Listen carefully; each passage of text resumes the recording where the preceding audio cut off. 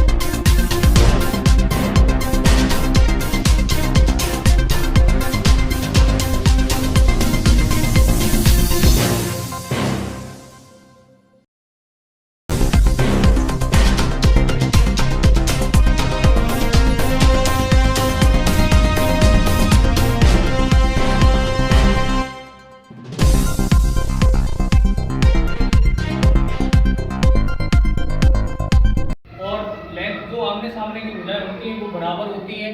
Length L equal to L, B equal to B है।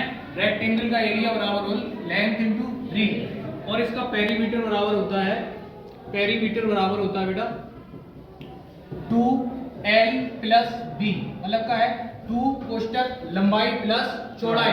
ठीक है, अब इसमें जैसे कि l बराबर है 10 मीटर एंड लेंथ कितनी है 10, ब्रीथ कितनी है 12 मीटर। एरिया बराबर फॉर्मूला होता है बेटा लेंथ इनटू ब्रीथ, तो 10 इंटू 12 कितना हो जाएगा 120 मीटर, कितना हो जाएगा 120 मीटर।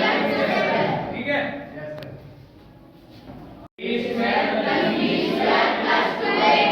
और एक a माइनस b का होल स्क्वायर बराबर होता है a square plus b square minus 2ab।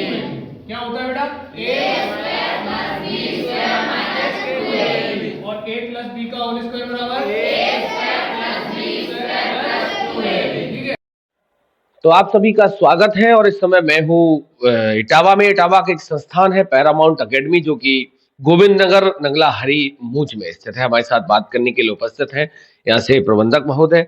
जानने का प्रयास करता हूं, चूंकि परीक्षाओं का दौर चल रहा है और आखिरी चरण में परीक्षाएं हैं, उसके बाद नए सत्र की शुरुआत होने वाली है। तो इस बार संस्थान जो नया सत्र है, उस नए सत्र में क्या क्या बदलाव, क्या क्या डेवलपमेंट करने वाला है। सर, सबसे पहले तो आपका स्वागत। पहले नमस्कार आपको, और जो साथी इस चैनल को देख रहे हैं उन सभी को हमारी तरफ से नमस्कार। वैसे तो विद्यालय जो है नई शिक्षा नीति लागू कर दी गई है सारे विद्यालयों में, पूरे यूपी में, पूरे इंडिया में। और नई शिक्षा नीति के आधार पर हम भी अपने जो कदम है वो अग्रसर कर रखे हैं। और चूंकि अब ये जो माहौल है, जो जमाना है, ये हाईटेक की तरफ जा रहा है, तो उसको सरवाइव करने के लिए मैंने तो सारे कमरों में डिजिटल बोर्डों की व्यवस्था कर रखी है। जैसे कि एंड्रॉयड फ़ोन होते हैं, उसी हिसाब से एंड्रॉयड फ़ोन छोटा होता है, वो डिजिटल बोर्ड एक बड़ा होता है। तो उसी पर जो है सारी शिक्षा की व्यवस्था कर रखी है, उसी के आधार पे जो है हम शिक्षा देने वाले हैं आगे। जी। अच्छा सर, आपने डिजिटल बोर्ड की जो व्यवस्था करी, हाईटेक व्यवस्था आप कर रहे हैं, उस हाईटेक अगर व्यवस्था की बात करूं तो क्या लग रहा है कि जिस परिवेश में आप हैं, इस परिवेश में कैसे सर्वाइव कर पाएंगे? देखो सही बात तो ये है कि देहात क्षेत्र में तो देहात तो छोड़ दीजिएगा, पूरे डिस्ट्रिक्ट में ये अभी हाईटेक व्यवस्था ये किसी कॉलेज में नहीं है। तो मेरा मानना ये है कि पहले जो बच्चे पढ़ते थे वो खड़िया और पट्टी से पढ़ते थे, फिर वो खड़िया और पट्टी का ज़माना चला गया, धीरे धीरे करके लोग कॉपियों पे आ गए। फिर एक पेन था जिसमें इंक भरी जाती थी, वो इंक का भी सिस्टम खत्म हो गया, अब रिफिल से काम होने लगा। वो दिन आने वाला है सर, आपको बता दें कि वो दिन दूर नहीं है जिस दिन ये कॉपी किताब भी खत्म हो जाएगी और सारे बच्चे लैपटॉप से ही पढ़ाई करेंगे। तो उसको देखते हुए कि ज़माना कहाँ से कहाँ जा रहा है, अब पुरानी पद्धति से अगर हम पढ़ाना स्टार्ट करें तो अब बच्चा पढ़ना नहीं चाहता है। बच्चा चाहता है कि हाईटेक ज़माना हो, हाईटेक पढ़ाई हो, खुद हाईटेक बनना चाहता है और दूसरों को भी हाईटेक बनना देखना चाहता जी, है। आपने कॉपी किताबों की बात करी कि अब वैसे अगर नई शिक्षा नीति की बात करूं तो उसमें साफ-साफ ये है कि बच्चों का जो बैग है वो कम होना चाहिए और हाईटेक शिक्षा की तरफ बढ़ावा देना चाहिए। हाँ, बच्चों का बैग कम होना चाहिए, बिल्कुल बात सही है और बच्चों का बैग भी कम होगा, इससे बोझ भी कम होगा और कुछ ही समय बाद बिल्कुल बैगलेस विद्यालय बना देंगे हम, बिल्कुल बैगलेस। बैग होगा ही नहीं बच्चों के पास और पढ़ाई में इतने अच्छे होंगे कि उनको पुरानी जनरेशन जैसे लोग उनको पकड़ नहीं सकते हैं। इतना हाईटेक उनको बना देंगे, इतना अच्छी शिक्षा उनको देंगे। जी। अच्छा सर, एक सवाल और है, जैसे आप लगातार हाईटेक हाईटेक की बात कर रहे हैं और ज़माना भी बदल रहा है तो आपको भी उसी लाइन में जाना पड़ेगा। क्या लग रहा है हाईटेक की तरफ जाएँगे, इंटरनेट का यूज़ जब बढ़ेगा तो कहीं न कहीं बच्चों की लाइन भी तो बिगड़ेगी, जिस तरीके से मोबाइल का दुरुपयोग कर रहे हैं सब। जी, हाँ, मोबाइल का दुरुपयोग ये बात आपने बहुत अच्छी पूछी है, बहुत अच्छी कही है। क्योंकि मोबाइल में जो चीज़ आप देखना चाहते हैं, वो चीज़ आपको दिखाएगा मोबाइल। लेकिन मेरी सोच ये है कि मैं मोबाइल से थोड़ा दूर तो रखना चाहता हूँ। मोबाइल से दूर रहें बच्चे, इसीलिए तो ये एंड्रॉयड बोर्ड लगवाए हैं। क्योंकि बच्चा अगर यहाँ 6 घंटे उसी पे लिख रहा है, उसी से पढ़ रहा है, उसी से काम कर रहा है, तो वो घर पे जाकर के मोबाइल उपयोग बहुत कम करेगा। दूसरी एक बात ये है कि अगर बच्चा जैसे हम पढ़ाने वाले हैं या जो भी अध्यापक पढ़ा रहे हैं, वो उनका कल्चर अच्छा है, तो वो अपने वातावरण में बच्चे को समेटेंगे। अगर उनका ही कल्चर खराब है, वो खुद मोबाइल से या सपोज़ दैट मान लीजिए वो खुद दारू पीता तो दूसरे को दारू कैसे रोक सकता है? खुद तम्बाकू खाता दूसरे को तम्बाकू से कैसे रोक सकता है कि तुम ना खाइएगा? तो हमारे इस परिवेश में, हमारे इस विद्यालय में न तो कोई ऐसे दारू है, तम्बाकू है, बीड़ी है, सिगरेट है, मतलब गलत कल्चर का कोई भी अध्यापक नहीं है और मैं स्वयं इसका भागीदार हूँ कि मैं स्वयं नहीं हूँ, पूरा क्षेत्र जानता है कि मेरे अंदर ये कोई दुर्गुण नहीं है। तो बच्चों को संस्कारित बनाएँगे, भले ही मोबाइल या डिजिटल बना रहे हैं, लेकिन संस्कारित बनाएँगे। माता-पिता का सम्मान करना और अपने गुरुजनों का सम्मान करना और क्षेत्र में जो सोसाइटियाँ हैं, बड़े बुजुर्गों के साथ उठना-बैठना उनको मैं सिखाता हूँ, तो उनके साथ उठिए, बैठिए, वो संस्कार देते हैं। तो संस्कारित बनाने का मेरा उद्देश्य पूरा है, बच्चे को बिगड़ने नहीं देंगे, ये हमारा पूरा प्रयास है। बहुत सारी चीज़ें आप लगातार कह रहे हैं। आपने देखा कि लगातार घटनाएँ बढ़ रही हैं। युवाओं में अगर नशे की बात करूँ तो नशे की तरफ जो क्रेज़ ज़्यादा बढ़ रहा है, उसके बाद अगर मैं बात करूँ तो आजकल सुसाइड के केसेज़ बहुत देखने को मिल रहे हैं। तो उ उस परिवेश में कैसे मोटिवेट करेंगे? हाँ, ये बात बिल्कुल सही है। देखो बच्चे के अंदर सुसाइड वो बच्चा करता है जो आपने एक चीज़ देखी होगी कि मोबाइल लेकर के बच्चा एक कोने में जाता है, सोसाइटी से दूर हो रहा बच्चा।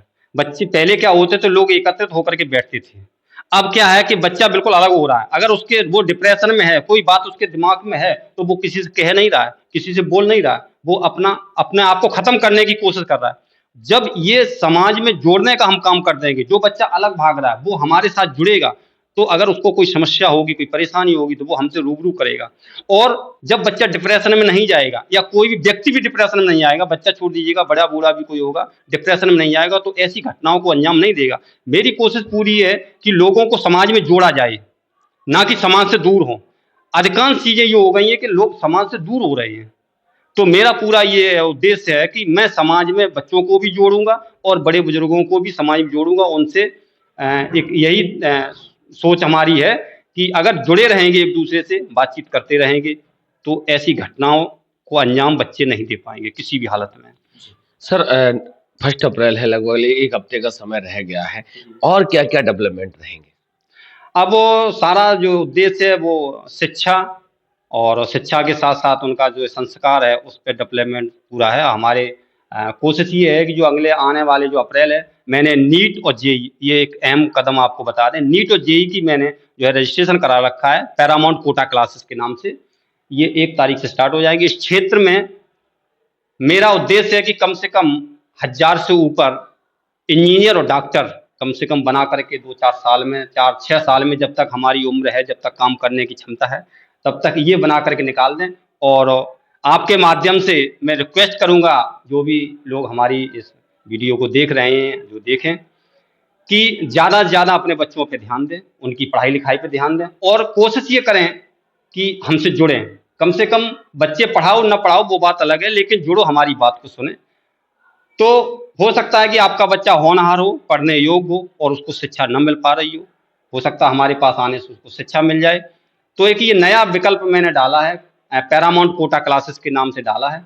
इसकी आपकी रजिस्ट्रेशन हो चुका है। ये 1 अप्रैल से आपके चालू है। इसमें फर्स्ट ईयर के साथ साथ फर्स्ट ईयर और इंटर के बाद इसमें काम चालू होगा, इसकी पढ़ाई स्टार्ट होगी, जिसका खर्चा बहुत कम है। शहरों से ये मान के चलिएगा लगभग 10%। जहाँ शहरों में 6-7 लाख रुपए खर्च होते हैं, वहाँ 40-50 हज़ार रुपए में पूरी साल। आपने खर्चे की बात करी, कोरोना जैसे दौर में जिन बच्चों के माँ बाप नहीं रहे या जो बच्चे पढ़ना चाहते हैं, आज भी असहाय हैं, गरीब हैं, मजदूर वर्ग से आते हैं, संस्थान आपका क्या सहयोग है? जी, हमारा उन बच्चों के लिए जो बच्चे प्रतिभावान हैं, जो बच्चे पढ़ना चाहते हैं, जिनका पढ़ाओ से लगाव है, अगर आर्थिक स्थिति से कमजोर हैं तो उनका मैं पूरा सहयोग करूंगा। अपने विद्यालय से सहयोग करूंगा, उनको आर्थिक मदद करके सहयोग करूंगा। अगर वो बच्चे बनना चाहते, पढ़ना चाहते, तो मैं पूरी उनके हर तरीके से उनके साथ हैं, तन मन धन तीनों तरीके से। वो पीछे ना हो, उनका भविष्य उज्जवल हो। ऐसे अगर बच्चे हैं तो हमारे पास आए, हमें मिले। भाई अब घर घर तो जा नहीं सकते हैं ढूंढने के लिए कि किस किस के हैं, वो हमारे से संपर्क करें, मैं उनका पूरा सहयोग करूंगा। और जो बच्चे जैसे इंटर करने के बाद नीट और आईआईटी की तैयारी करते हो, बच्चा अगर नीट आईआईटी में आ जाता है, जैसे सपोज दैट मान लीजिएगा जेई में आ जाता है, तो अगर उनके पास व्यवस्था नहीं पड़ती है तो पूरा खर्चा स्कूल वहन करेगा हमारी समिति। पूरा खर्चा श्री प्रकाश सिंह लोक कल्याण समिति है जो, वो पूरा खर्चा उस बच्चे का वहन करेंगे हम। चलिए, तो बहुत बहुत धन्यवाद सर बात करने के लिए। तो आप देख सकते हो कि ग्रामीण परिवेश में, ग्रामीण इलाके में जिस तरीके से संस्थान डेवलपमेंट कर रहा है, नई शिक्षा नीति का इम्प्लीमेंटेशन कर रहा है, और सबसे महत्वपूर्ण बात कि इस परिवेश में भी आईआईटी नीट और जेई की परीक्षाओं की तैयारियां भी यहाँ कराई जाएंगी आने वाले समय में। और पूरे क्लासरूम में बढ़िया प्रोजेक्टर के साथ साथ पूरा डेस्क बोर्ड लगा के बच्चों को स्मार्ट क्लासेस की व्यवस्था कराई गई है। अब देखने वाली बात यह है कि आने वाले समय जब जुलाई आएगा तो जुलाई में संस्थान और क्या क्या डेवलपमेंट करेगा। सर, जुलाई में फिर आपसे मुलाकात होगी, तब तक के लिए धन्यवाद।